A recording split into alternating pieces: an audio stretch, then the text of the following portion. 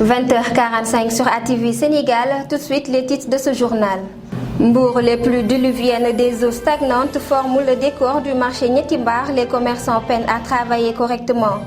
Une journée de reboisement a été organisée par National Give, une initiative pour lutter contre la désertification.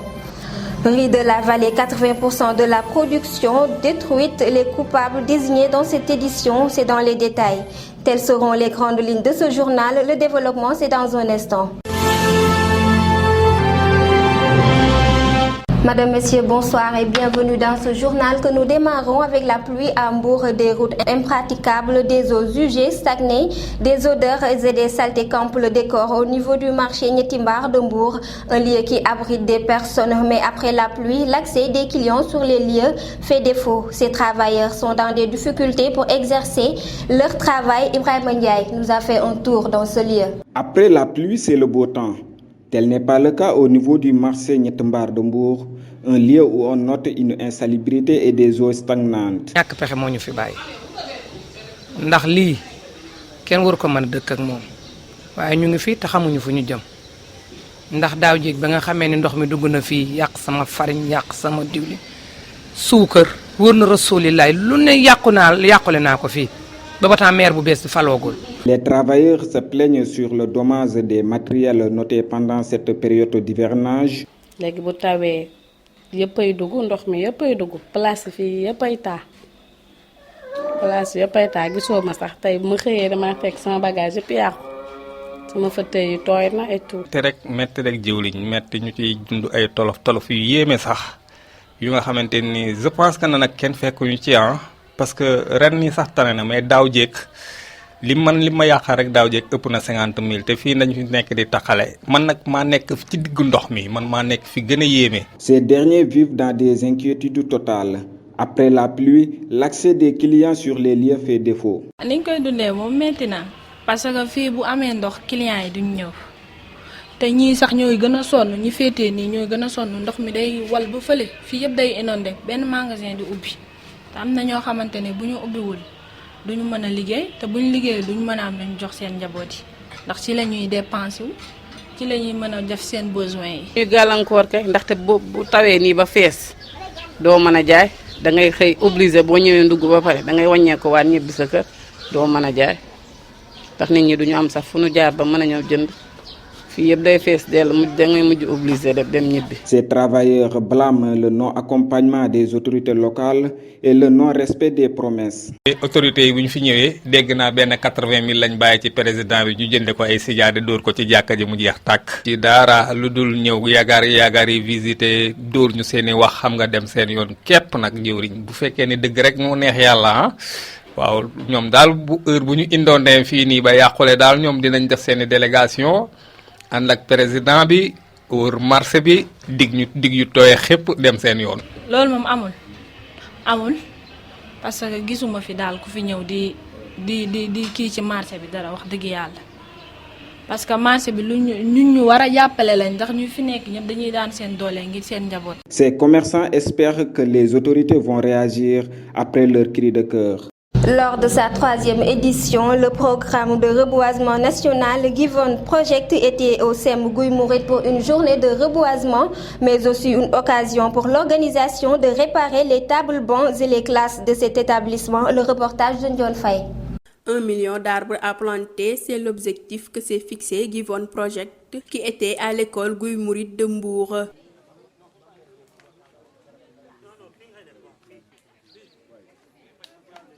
Cette action entre dans le cadre d'une campagne de reboisement national.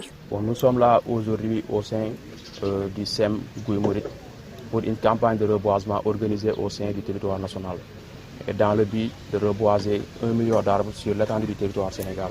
L'engagement civique et citoyen, on note qu'aujourd'hui beaucoup de jeunes, même si sont des étudiants, d'autres font d'autres choses, mais on doit quand même impliquer dans la gestion de notre collectivité, dans la gestion de notre communauté.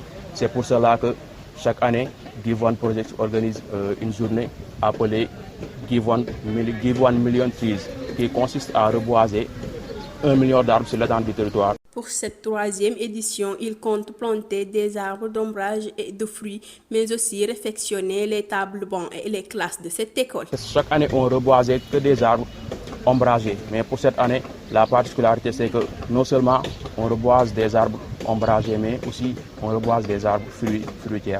Vu que nous ne sommes pas limités à planter des arbres ombragés, les arbres fruitiers, on les achète. Mais pour ce qui concerne les arbres ombragés, nous sommes en collaboration avec les eaux et forêts, comme on a l'habitude de le faire durant les trois éditions.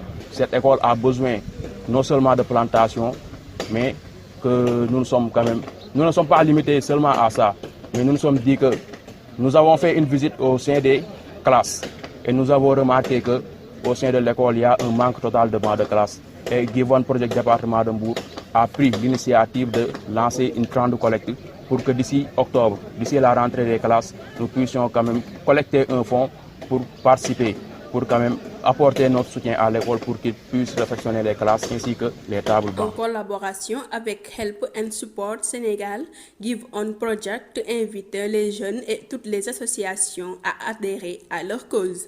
Les productions de riz établies dans le Waalo étaient bien lancées. Beaucoup d'entre eux avaient bénéficié d'un financement de 78 millions de francs CFA pour cultiver 112 hectares de riz durant la contre-saison. Les paysans avaient tout mis en œuvre pour arriver à une bonne production et une semaine après la Tabaski, les champs étaient bien arrivés à maturité. Il fallait récolter. Allons dans les communes de Nianing, Malicounda, Ngaparou qui sont dotées de nouvelles brigades de proximité inaugurées par le ministre des Forces armées suite aux enjeux du contexte sécuritaire, aux menaces réelles à la cohésion sociale. Brigades de proximité vont contribuer à la mise en œuvre du plan d'urgence de sécurité dans les communes, mais également lutter contre les trafics illicites, du vol de bétail, de troubles à l'ordre public. C'est le reportage de Djibi Diop Ndiaye. Pour la densification du maillage territorial, les brigades de proximité de Nianing, Malicounda et Ngaparou ont été inaugurées. Ces brigades de proximité vont améliorer la sécurité des personnes et des biens, mais aussi renforcer la défense face aux défis sécuritaires. Cette politique nationale de sécurité a été bien comprise au regard des déclinaisons. Pour ce qui concerne la gendarmerie, la mise en œuvre du plan d'urgence élaboré par le général de corps d'armée Moussa Fall, haut commandant de la gendarmerie nationale et directeur de la justice militaire, a conduit aujourd'hui à une densification presque achevée du maillage territorial. Pragmatique et cohérent, ce plan d'urgence propose un office de sécurité efficace dans le temps et dans l'espace. Mesdames et messieurs, honorables invités, la nouvelle unité que nous inaugurons ce matin, après celle de Niani, fait partie des nombreuses réalisations conceptualisées dans ce plan ambitieux. C'est aussi le résultat tangible de l'effectivité de la politique de sécurité de proximité qui vise à rapprocher les populations de leur gendarmerie. Ces brigades bâties sur des normes architectures vont soulager les brigades de Mbour et de Popenguine pour consolider le maillage du territoire. La brigade de proximité de Ngaparou vient à son heure. Compétente sur toute l'étendue de la commune, elle a été bâtie suivant des normes architecturales modernes, offrant d'agréables conditions de travail et de vie aux gendarmes, mais aussi un meilleur cadre de vie du public. Elle aura pour mission d'améliorer la sécurité des personnes et de leurs biens, d'étendre la présence de la gendarmerie et de consolider le maillage du territoire. Ces trois communes, Nianing, Malicounda et Ngaparou, sont dotées chacune de brigades de proximité pour lutter contre les trafics illicites, le vol de bétail, mais aussi améliorer la sécurité publique. Nous terminons avec le sport, la violence pendant les matchs navétanes, un phénomène qui gagne du terrain dans le monde sportif, sachant qu'il devrait être source de brassage culturel et interculturel et presque le théâtre de la violence. C'est le reportage de Ibrahima Khalil Diouf. L'existence de la violence pendant les matchs navétanes inquiète de plus en plus les populations et les décideurs de ce monde. Pour eux, le sport devrait être source de solidarité et d'éducation, mais il est presque le théâtre de la violence. Je dirais que c'est quelque chose qu'on déplore parce que je ne peux pas concevoir qu'on parle de football Et le sport, ça devait réunir les gens. Et si le sport ne peut pas réunir les gens, donc on doit le laisser. On ne peut pas parler de sport et parler de violence. C'est inadmissible. Le football, c'est du plaisir. Ça doit rassembler les gens. Donc cela, c'est déplorable. Pour ce qui est à l'origine des violences dans le milieu sportif, ces derniers accusent certains supporters, mais également le manque d'éducation de certains parents. La violence, c'est-à-dire, c'est au niveau de la famille, parce que si les parents avaient bien éduqué leur fils, je crois que même au-delà de leur maison, il peut être poli et être correct. Bon, je dirais d'une part, c'est les supporters, d'autre part, c'est les joueurs. Parce que si le jeu calme le supporter, il n'y aura pas de violence.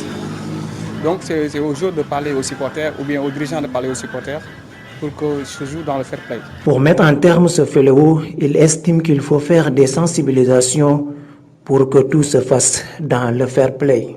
Nous, en tant que dirigeants de l'ASC Avenir, tout le temps, on fait des réunions, on fait des porte-à-porte pour rencontrer nos supporters, d'aller en stade en tant que supporter ou supportrice sans entraîner de problèmes ou de vagues comme ça. Parce que nous invitons tous les jeunes d'être polis et corrects, parce que le sport, ça nous réunit. Si on ne se donne pas la main pour pouvoir mobiliser et avoir la paix, on aura des problèmes tout le temps au stade. Je dirais aux supporters, aux passionnés de foot, de venir suivre les matchs dans le cadre de fair play. Parce que l'adage populaire dit que savoir gagner et savoir perdre, c'est avoir un esprit sportif. Donc si vous venez au stade, pour votre match, suivez votre match. Et jouez dans le fair play et que le meilleur gagne. Parce que c'est ça le sport. Les Navétanes, des activités hivernales sportives et culturelles regroupant des associations sportives et culturelles dont le but est d'éduquer et de former, devient le centre de la violence dans le monde sportif. C'est la fin de cette édition. Madame, Messieurs, merci de nous avoir suivis sur ATV Sénégal. Nous vous donnons rendez-vous demain. D'ici là, portez-vous bien. Bonne soirée.